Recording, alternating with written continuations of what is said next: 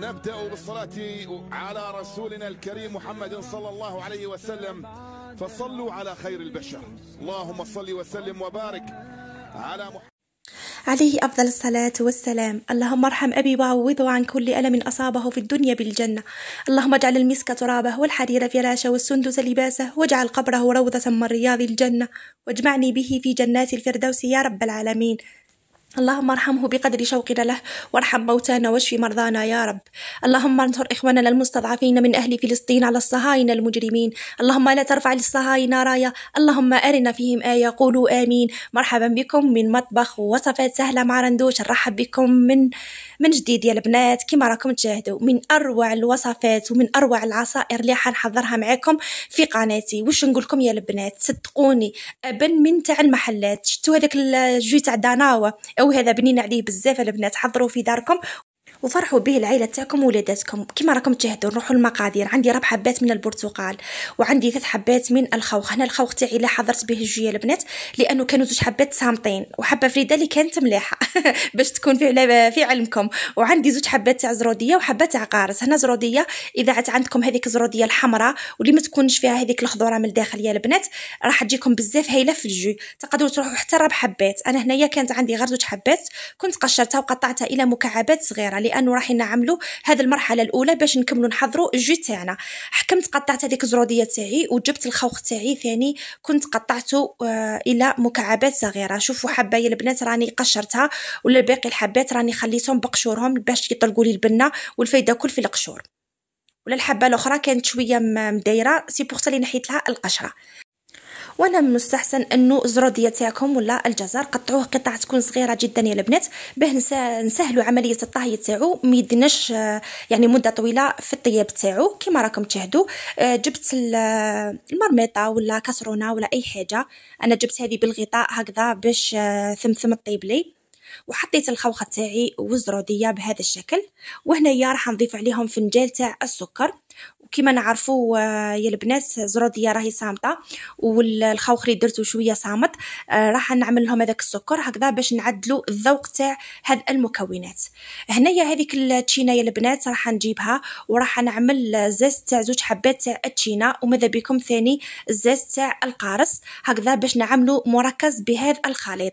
هنا عملت فنجان تاع السكر، وعملت 2 كيسان تاع الماء. هنا تقدروا تروحوا حتى 3 كيسان تاع الماء، باه من بعد رايحين تستغنيو على كميه كبيره من الماء البنات، باه الخليط تاعكم يجيكم عاقد ويجيكم مثل هذاك الجوي المركز يا البنات. وهنايا راح نكه الخليط تاعي بثاني بملعقه ولا نصف ملعقه كبيره من فانيلا. انا هنا الفانيلا تاعي راهي بنكهه الليمون، زادت عطاتها واحد البنه واحد الرائحه من اروع ما يكون. تقدروا هذه الخطوه تستغنوا عليها في هذه المرحله، ولما يطيب الخليط تاعكم بها تضيفوا الفانيلا وتضيفوا هذوك القشور.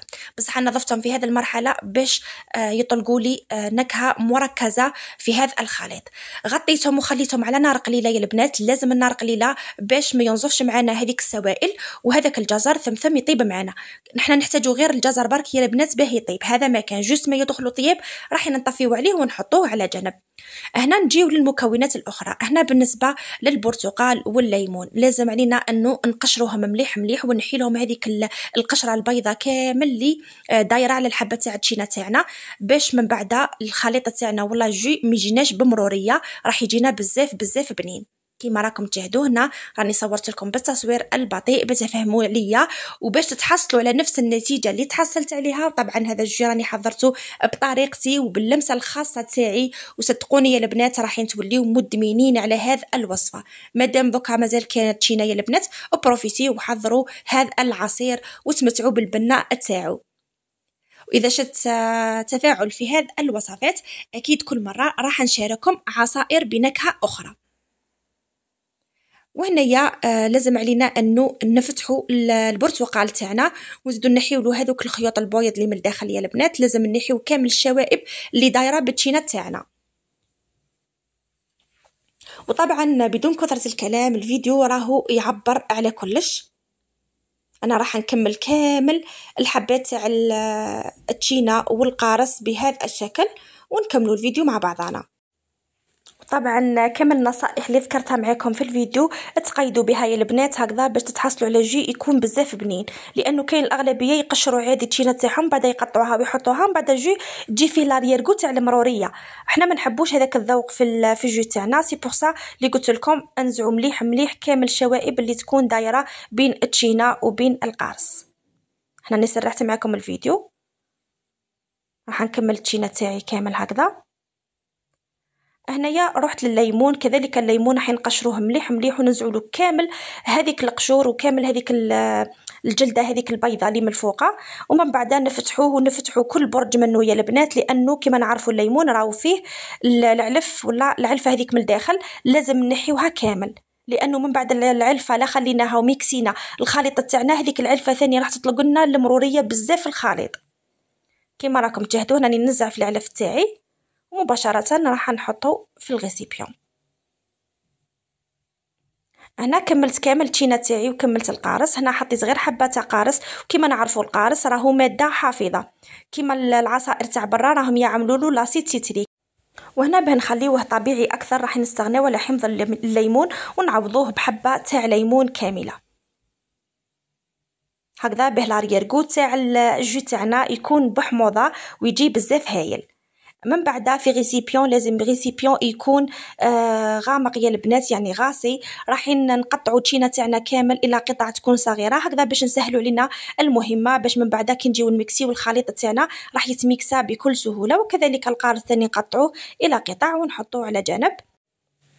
وهذا العصير حضرته كل قلت لكم يا البنات بالطريقه تاعي، انا ما نحبش هذاك العصير اللي يكون مايه، مثلا حبه تاع تشينه وحبه قارص وتكون فيه كميه كبيره من الماء، هذاك نعملوه كي يعود مش متوفر عندي حتى حاجه، بصح كي تعود متوفره عندي الفاكهه مثلا يا البنات، كل ما تشري مثلا الزوج يجيب لكم الفاكهه، ديما حوزوا حبه زوج من هذيك الفاكهه اللي راهي عندكم حتى نتلموا كميه وحضروا بها هذا الجي، يكون جي طبيعي ويكون مركز اكثر واكثر، خير من يشربوا هذاك الجي مايه. صدقوني يا البنات كون تحضروا هذا الجي بالطريقه اللي حضرته معكم وتحطوه لاي واحد، صدقوني مش راح يصدقكم انكم هذا الجي خدمتوه في الدار، يحطوه بالجي مخدوم من برا.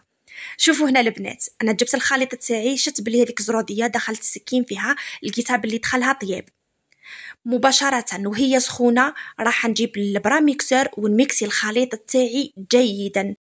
وهنا نقطة خذوها بعين الاعتبار، لازم تميكسيو الخليط تاعكم وهو مازال سخون باش هذيك الزرودية تاعكم كامل راح تتميكسا مليح مليح، لانه كنت تخليو الخليط يبرد من بعد هذيك الزرودية راح تولي تصم معكم وتولي تحكم روحها، سما مستحسن انكم تميكسيوه وهو راهو سخون بهذا الشكل. هنا رانا تحصلنا على مركز الخوخ والجزر، شوفوا بسم الله ما شاء الله. هنا نقطة أخرى، ماذا بكم أنه الخليط تاعكم هذا تخليوه يبرد تماما باه نوليو نفرغوه على الخليط الآخر، ولكن للأمانة أنا عملته وهو سخون كما تعرفوا التصوير يحكم اليد ولضيق الوقت، سي بوغ سا لي فرغت الخليط تاعي مباشرة، ثم خليته دفا شوية بركة البنات راهو مازالو سخون، وانا فرغته على الخليط تاع البرتقال والليمون هكذا باش نزرب نحط معكم الفيديو، بصح نتوما خليو الخليط تاعكم يبرد باه توليو تفرغوه على البرتقال والليمون. وهنا بوسط الميكسور راح تبداو تميكسيو في الخليط تاعكم حتى يختفي كامل المكونات تاعكم مليح مليح. وهنايا راح تذوقوا اذا شفتوا باللي العصير تاعكم راهو ناقص حلاوه تقدروا تضيفوا السكر، كما انا راني ضفت 2 ملاعق من السكر، ما على باليش له الكاميرا ما صورتش هذاك المقطع، ظنيت ما كنتش لاضه، حطيت روحي راني نصور وانا ما كنتش نصور، المهم راني ضفت 2 ملاعق من السكر هكذا باش اعتدلت هذاك الذوق تاع الجي تاعي. وهنايا في هذه المرحله راح نجيب 2 علب من الياغورت بذوق الخوخ، شوفوا البنات زاد عطاه واحد البنة واحد اللون من أروع ما يكون، كما شفتوا اللون في الأخير ولا في بداية الفيديو بسم الله ما شاء الله، شوفوا جي مركز بأتم معنى الكلمة، أي روعة يا البنات. وهنايا هذاك الغيسيبيون اللي طيبت فيه راني ضعت فيه كأس من الماء وضفته على الخليط وزدت ميكسيت. وهنايا كل مره راح نشوف القوام تاع الجي تاعي، سما اذا حبيتوه خفيف ولا حبيتوه ثقيل لكم الرغبه، بصح من المستحسن يا البنات انه ما تكثرولوش الماء بزاف. كما نعرفوا في المرحله الاولى كي طيبنا هذيك الزروديه والخوخ رانا حطينا 2 كيسان من الماء، وهنايا راني زدت حطيت 2 كيسان اخرين من الماء، سما هنا رانا عملنا 4 كيسان من الماء. وفي الاخير لما نصفي الخليط تاعي من كامل هذيك الشوائب اللي تقعد في المصفايه راح نزيد نحط لها كاس اخر من الماء ونزيد نصفيهم مليح على الخليط. وهنا من المستحسن انه تصفيو الخليط تاعكم خير وخير باش تتحصلوا على جو يكون صافي ويكون عاقد. الله وهذه هي النتيجه بعد ما كملت الجو تاعي. قلت لكم هذاك الخليط اللي تبقى لي من الفوق راني حطيته في ريسيبيون اخر، ضفت عليه كاس من الماء، خليته زاد طلق هذيك النكهه كامل في هذاك الماء اللي ضفته، وزدت صفيته جيدا وتحصلت على هذا الكميه اللي راكم تشاهدوا فيها. تحصلت على 2 قارورات من عصير البرتقال والخوخ والجزر. بسم الله ما شاء الله، شوفوا لي اللون، شوفوا لي الجمال تاع هذا العصير، شوفوا كي نسكب معكم في الكاس يا البنات، شوفوا لي القوام تاعو بسم الله ما شاء الله.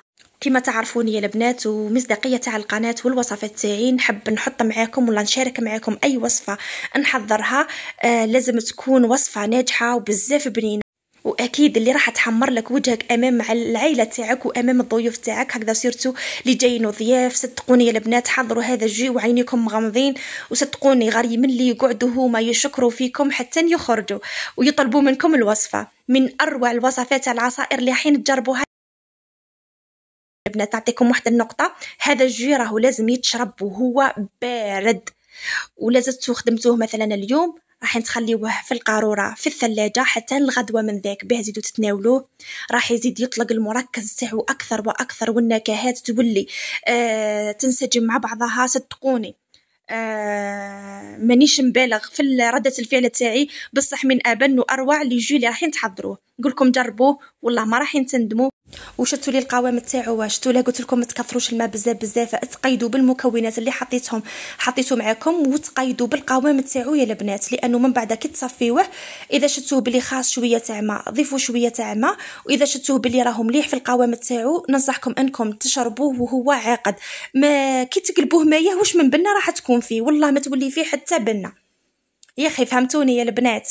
وهذه هي النتيجه راهي امامكم. ان شاء الله ما تبخلوناش بجان فضلا وليس امرا اذا عجبكم الفيديو، وبارطاجيو الوصفه مع الحباب والاصحاب باش تعم الفائده، وهكذا باش يخرج الفيديو تاعنا لاكبر عدد من المشاهدين.